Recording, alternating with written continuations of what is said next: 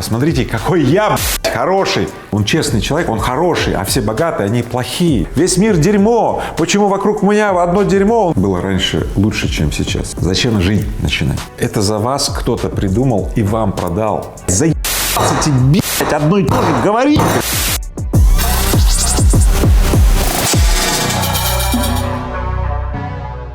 Игорь Владимирович, существует много таких мифов, догм, можно назвать их объяснениями, которые вот оставляют нас, людей, в бедности. Причем я их взяла из комментариев, которые оставляют подписчики на вашем канале. Давайте попробуем их разобрать. Погнали. Один из самых распространенных комментариев: если все пойдут искать работу лучше, зарплату больше, то кто тогда будет работать теми самыми охранниками, уборщицами, кассирами и так далее? То есть мысль такая: в мире всегда будут бедные и всегда будут богатые. Из того, как ты задала вопросы, и того, как задают вопросы, видимо, мои подписчики, значит, выходит следующее, что благосостояние – это такой вот пирог, у которого, если кто-то уже взял часть, то вот другим останется только то, что осталось. Так это не так. Если взять благосостояние, которое было у людей во всем мире 100 лет назад, и сравнить его с тем благосостоянием, которое есть сейчас, то это благосостояние отличается в 1000 раз. Вот тебе доказательство. Мир на самом деле очень изобилен, и благосостояние или блага могут быть гигантскими, могут быть средними, могут быть мало. Вот представь себе, 100 лет назад их было в 1000 раз меньше, чем сейчас. Пирог может невероятно увеличиваться. Агентами по увеличению этого пирога являются люди, которые используют возможности мира, чтобы расширить этот пирог и, собственно, взять себе его часть. Мир так устроен.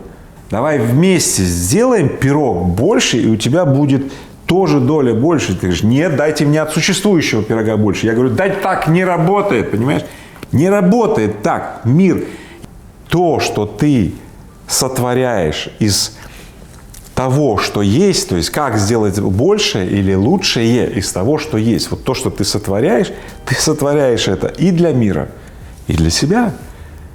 А тот, кто сидит на жопе ровно, еще раз повторяю, это уже мем, да, сидит на жопе ровно, да, ищет доказательства, что не, ну все, богатых вот 2%, я отношусь к этим 98% небогатых, и вот пирог, это же математика, да, все, благ-то нет, и их не может быть. Ну, для того, значит, это видео бесполезно. Выключи прямо сейчас видео.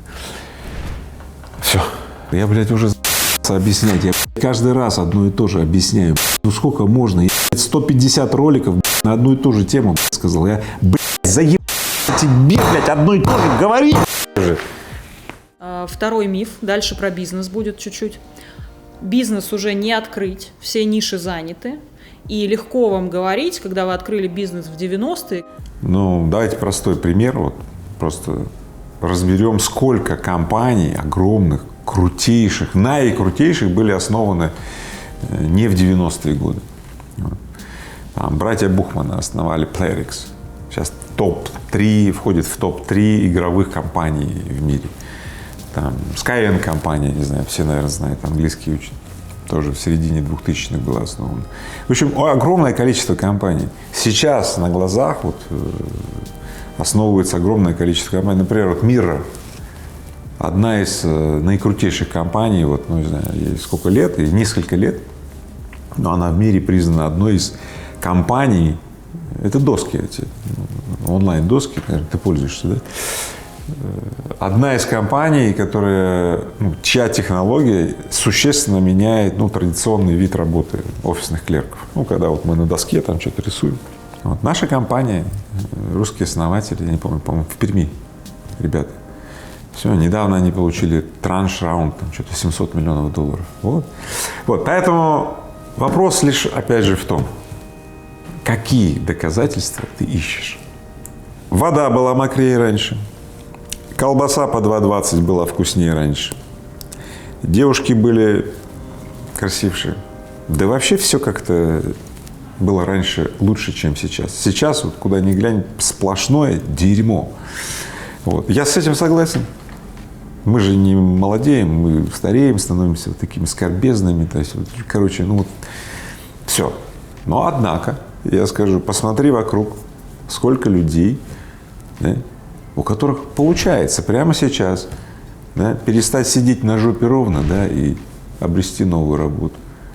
Перестать грустить, а улыбаться и наполнять себя новым и свежим. Посмотри, сколько людей. Наш мир, в котором мы живем, он так устроен.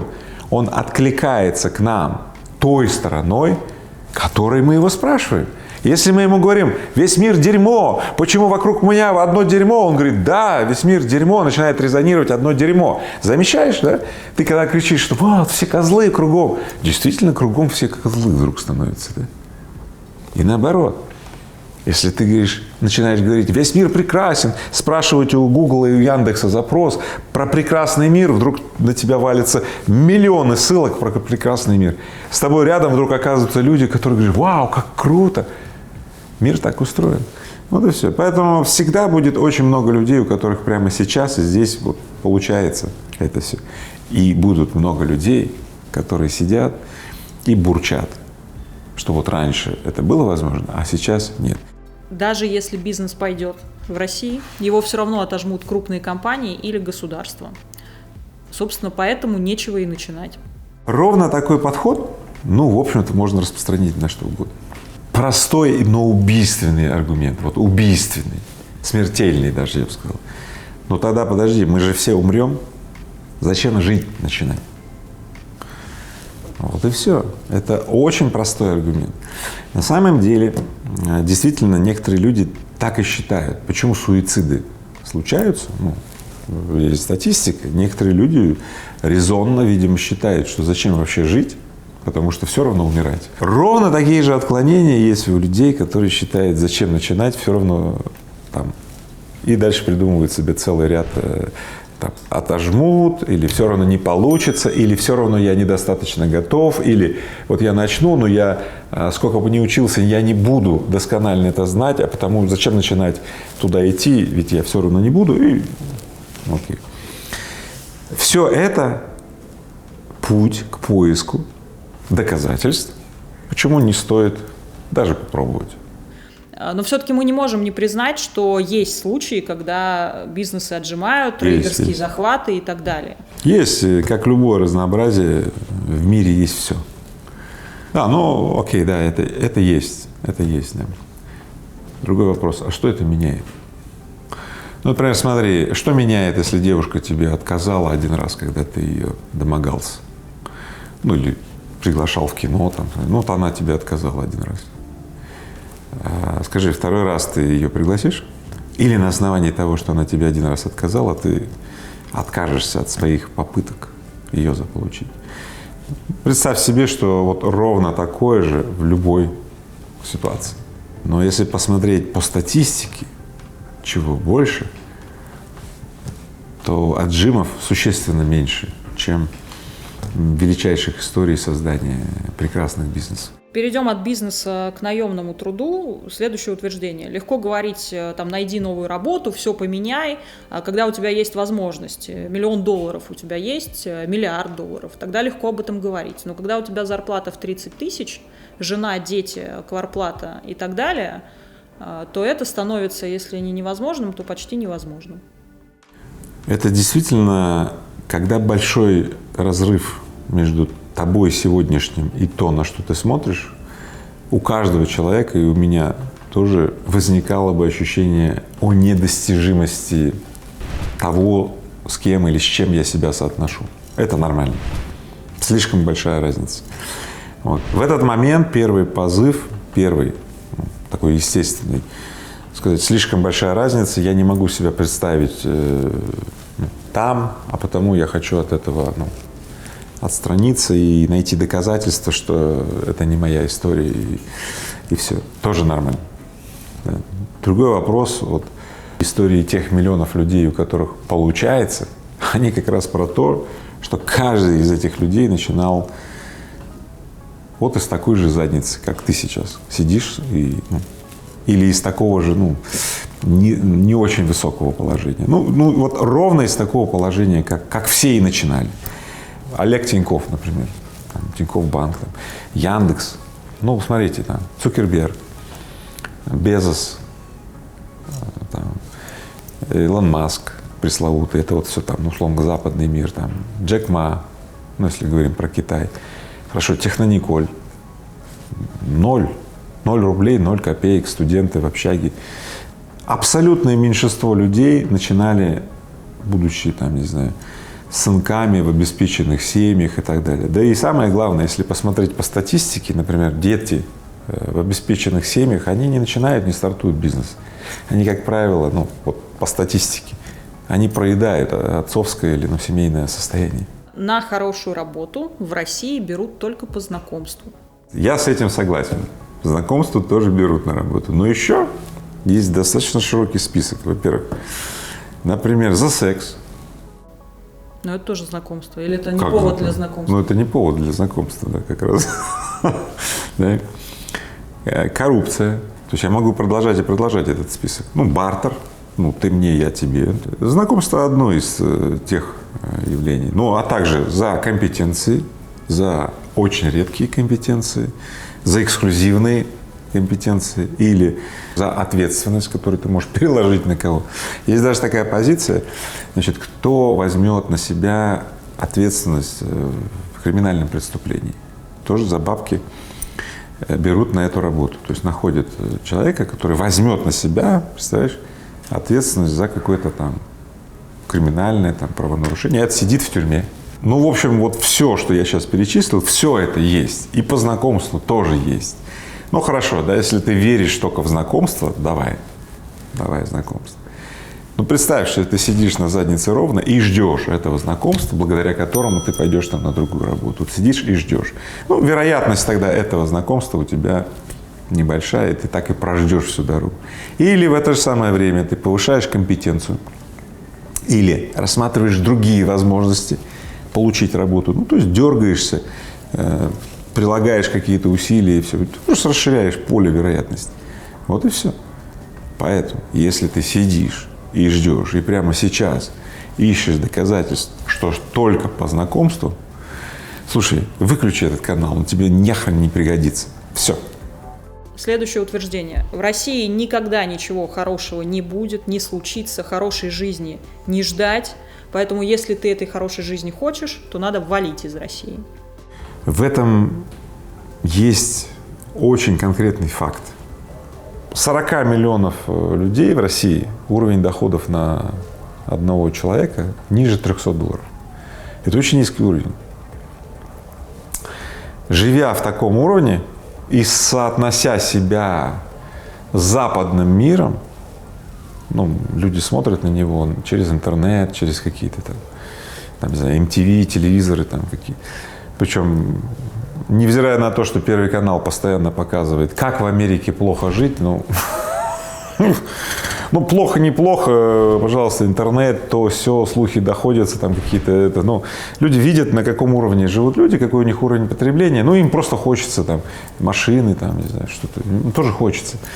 Это нормально, да, и люди выстилают себе фантазии вот этими намерениями, что да, значит, есть где-то в мире места, ну, где, значит, я вот очучусь, если, то там со мной это случится.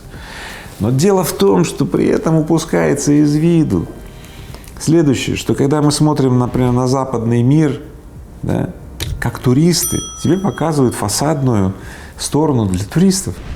Но и стоит тебе в эту страну приехать как арбайтен, как рабочий, как мигрант, бесправный, не понимающий специфик местных законов, тут начинаются не просто приключения, тут начинаются опасности для жизни, причем очень большие.